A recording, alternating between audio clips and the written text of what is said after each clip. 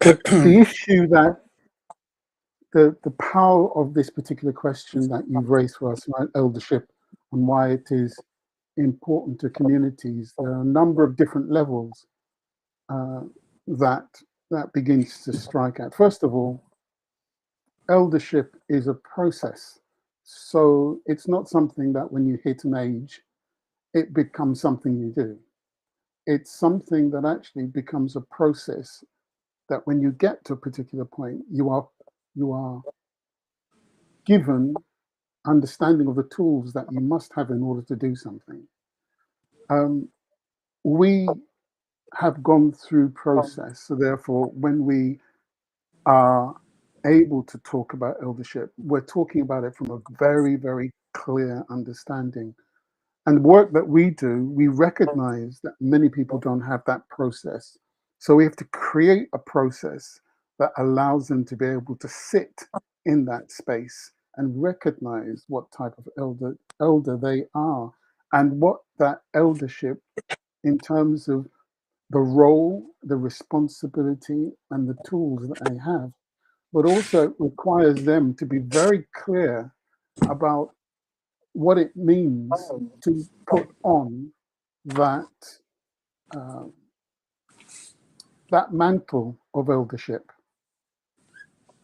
It's one of those huge. It's when people recognize that the mantle of eldership or becoming an elder, when they actually understand what it means, it weighs heavy because it means that in a way one can no longer skirt around the edges. You know, you can say I'm an elder, but actually that has such a deep responsibility that you cannot just simply walk around thinking that you are it. I mean, certainly, if you don't have to go very far, you can go to the North Americans, you can go Canadians, you can obviously most of Africa, most of Alkebulan, and you will find the same response. Although there are some major issues right now that we are facing to do with the clarity. It's a little bit like, I think the only way of explaining it is that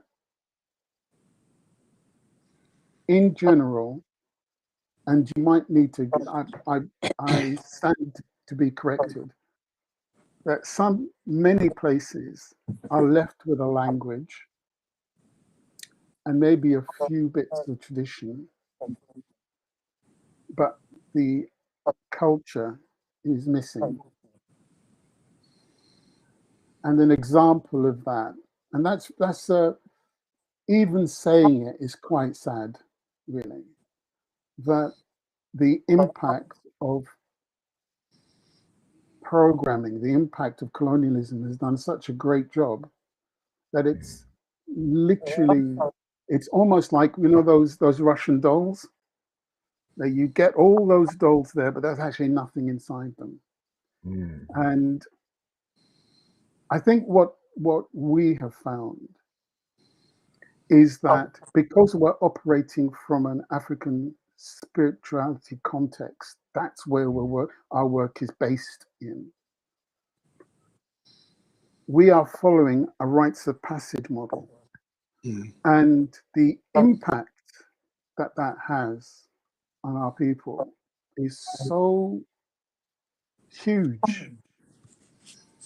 It's so huge that people have to look inside of themselves. They have to mine some of those tools in order to be able to be present for themselves. And so the language isn't enough. But the great thing that we have as in the work that we do, and the great thing that we have as human beings is that the culture, the spiritual context, the uh, the understanding of who we are is recorded in our DNA. So we've got a whole range of things that actually require certain things in order to make those things jump and become part of who we are, part of our beings. And so we do that by, we've created this particular, I don't want to call it a program, but experience that means that people begin to tap into who they are through their DNA, amplified by their melanin and amplified by the words that are around them and amplified within a group. And with the different layers that we pull together, uh, people then begin to understand that eldership is not just something that lasts now. It's something that's intergenerational. And that for me becomes, I don't think that's the whole thing in a nutshell, but what you begin to understand there is that moving from child to elder is a process that very rarely exists in certain places. And it is that process that, because of its lack of existence, uh, causes huge amounts of mental health, huge amounts of issues with our physicality, huge amount of issues with how we think, our intellectual abilities, all those sorts of things. An example of that in Kenya, it's all over Africa, but definitely in Kenya, where Ruto was taught, actually said, "I'm really sorry, I'm not going to sign off the bill." Right? That was down to people power. But as an elder,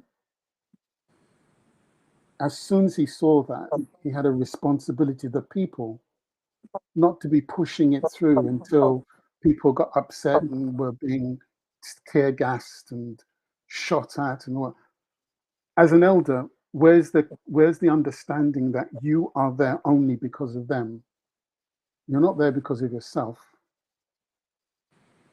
We had a conversation yesterday, and our sister Marlene said, people in leadership are empowered people, are not people with power.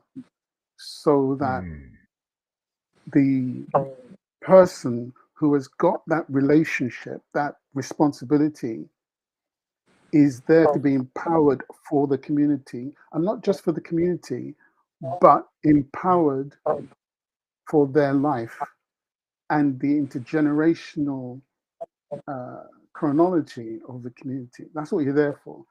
Fukai, there's a guy called Fukai, talks about, in terms of the community, the Gara community, he talks about when you are given a responsibility, the responsibility is such that if you fail, don't come back. You're not there to fail.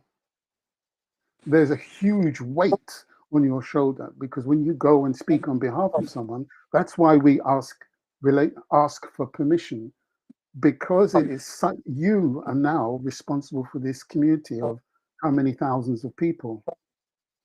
If you undermine that responsibility that you're given, what will happen to you?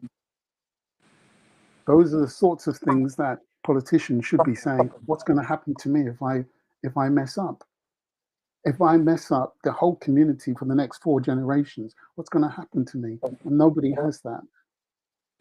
From our standpoint, it is a responsibility. People like Mansa Musa doesn't just walk out and hope for the best.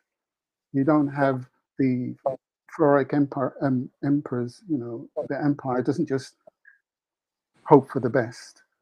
People within who have run the Songhai kingdom and the Mali kingdom, they were there for a reason, and they had a huge responsibility, and that's why we still refer to them, because of the level of the responsibility that has rippled across time.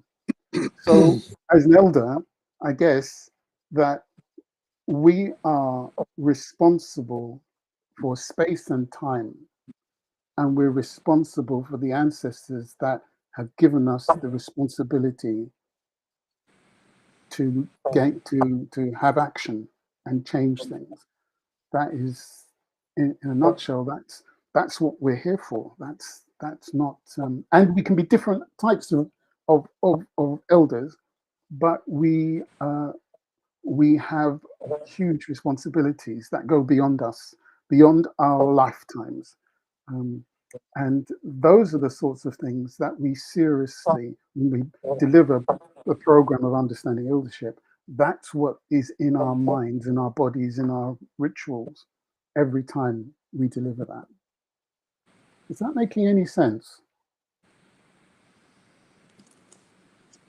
We've lost you. Yeah, Sorry. it's making 100%. 100%. Yeah, we're following. Yeah. I'm writing something as you're talking. So yeah, we're gonna interject. We'll keep you flowing for now. Oh, okay.